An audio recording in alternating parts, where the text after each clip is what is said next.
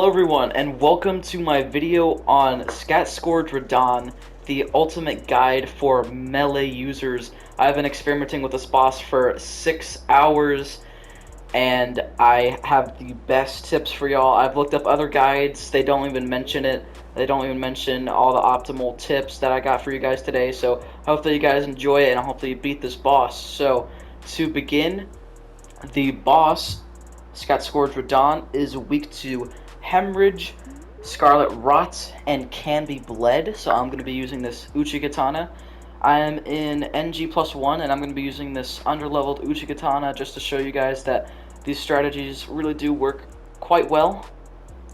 And depending on your build, you might want to have a little bit of the FP health, but other than that, I'm just going to be using health, the Wondrous Physique, which temporarily raises my max HP and then restores half of my HP afterward.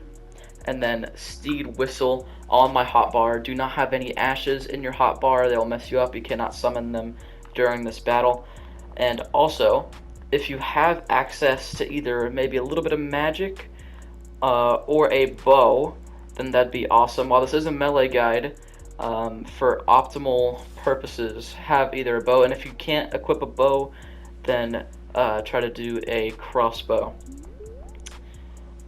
So for your armor, this boss uses magic, lightning, and physical, so choose your armor accordingly for what you have currently. Talisman also depends on what you got so far during the game.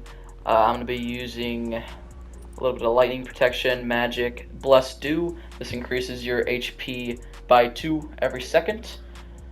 And enhances charge attacks. I might change that, I might not. I think I'm going to leave it there. So whenever you guys are ready, just go ahead and let's start.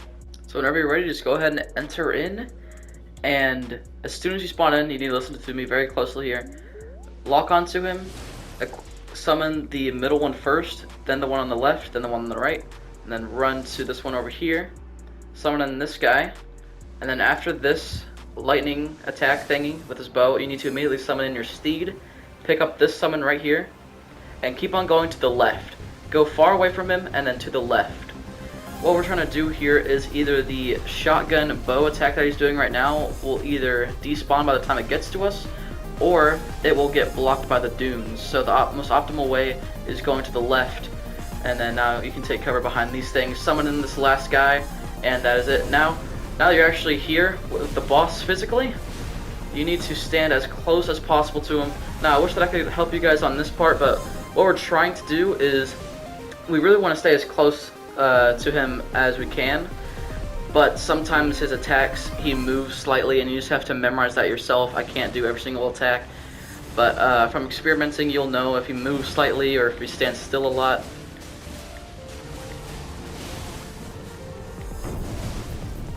So, whenever he gets at around this health, he's going to do this attack where he plunges into the ground and he does this magic bullcrap.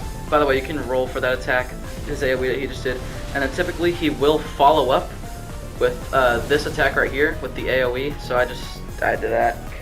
Sometimes you can bait his long range attacks and then just go in front of him, and it's really good.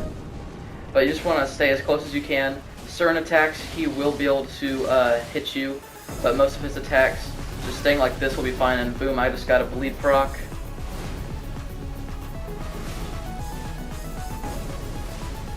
I wish I could help you guys dodge the attacks, but you just have to get used to it yourself. At around 80% health, he will summon in his magic swords. He'll put magic on his swords, and then he will typically do a follow-up attack with this. You can roll past it, this AoE, and then he will also typically follow up with a AoE. Oh, well, he doesn't usually follow up with that, but what he will usually do is do a massive AoE that is really slow, and then you can hit him from behind a lot. That attack you want to roll forward. It's just I got lucky and it despawned, by the way. And now we just need to get him to half health to initiate phase 2. So stay close to him, keep on staying close to him. You can stagger him, and then boom, you can go for a riposte. This is really good whenever your summons are helping out. You can stun him pretty easy. So this attack, you want to go behind him, and roll. I didn't roll, but you do want to go behind him and then roll. So I'm going to try to bait out a long range attack and then go in and punish him, which right now he's not giving me what I want.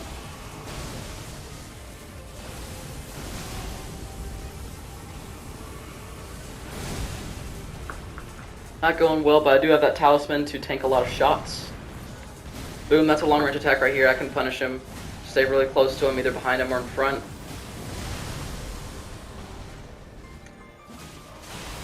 If we can get a bleed proc before phase 2, that'd be awesome, but we don't.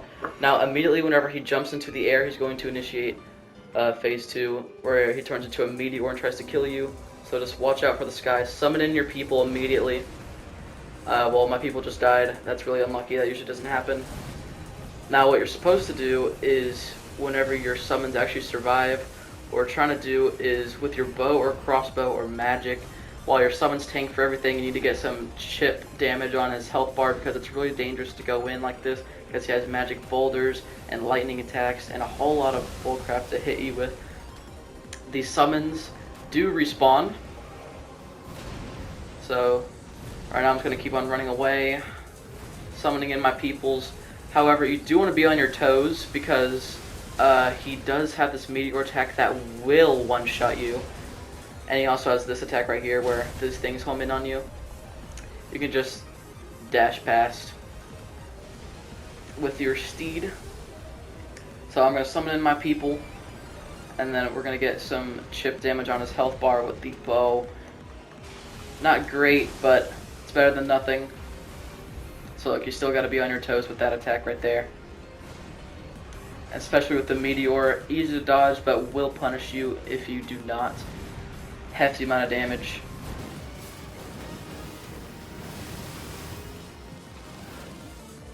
So my summons are popping off while I'm getting chip damage on his health bar. You do want to watch out for his meteor attack.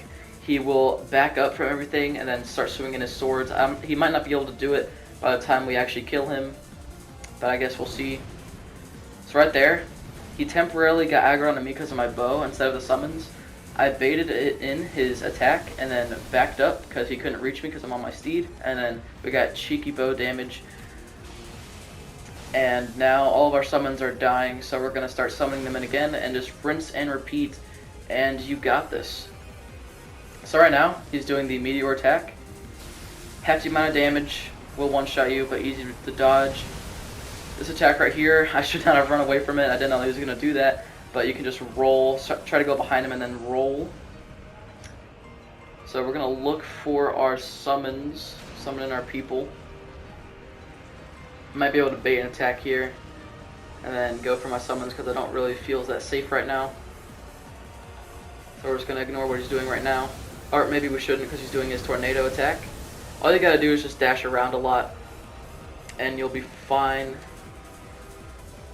It can either be on your steed or on foot. I've done it with both. You just gotta roll a lot. Just go to the opposite of where he's going.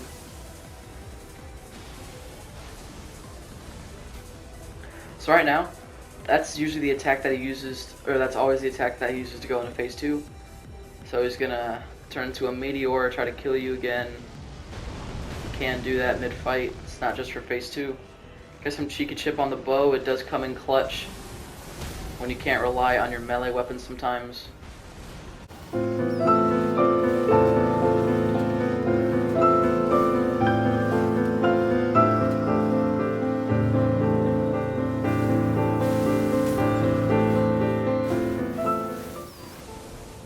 So guys, we're about to beat him. We just need our summons to clutch up and our bow to clutch up, and we got this.